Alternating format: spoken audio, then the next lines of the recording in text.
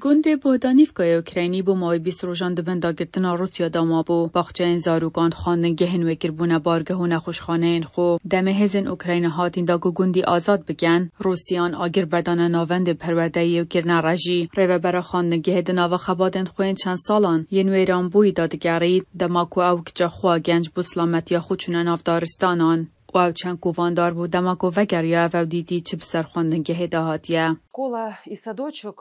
خواندنگه و باخچه زاروکان لگوندی دلی هر تشتیه جبر وی لگونده میا هر به ایش اوه بو دماکو مگوه لبوی که دبستان دشبوته مهوی دکرن که گلک زیان نگهه لزوم زانی بو که تشتک جه خواندنگهی نمایه.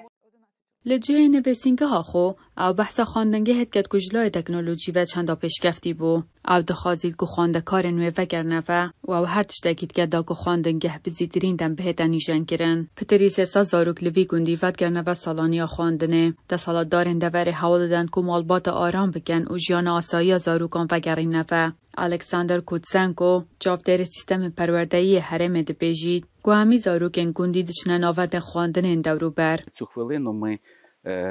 نه ام کار لسر جنوب آواکرنا ناوندا پروردهی دیکین ام دزانن کو ولات ناوا شری دایو پرکیمن لو ما ام هیویدارین اوین زنگین جبو آواکرنی بکارن آلی کاریا ما بکن حتی نو که وقت چاره سری اکدم که افیانا روشن بیریده تا ریخستن دا کلشینا خواندنگه بگیرید ریخستنا سیوید به سروکاتیا وزیرا بریا پروردهی هانا نووساد هاری کاریا وی پروژه و چندی پروژه نیل سراسری والاتی دیگه.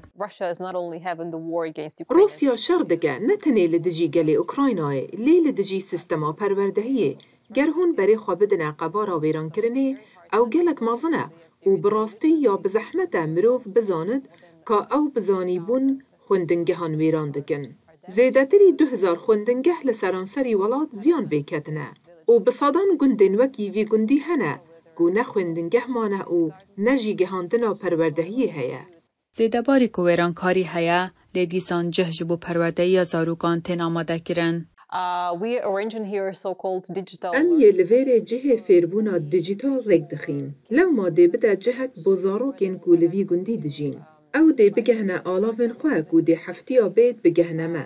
و دی گهنه انترنت و دی شین بتنی کار بکن. آنجی وانه این خواهین لسر آنلاینی ورگرن.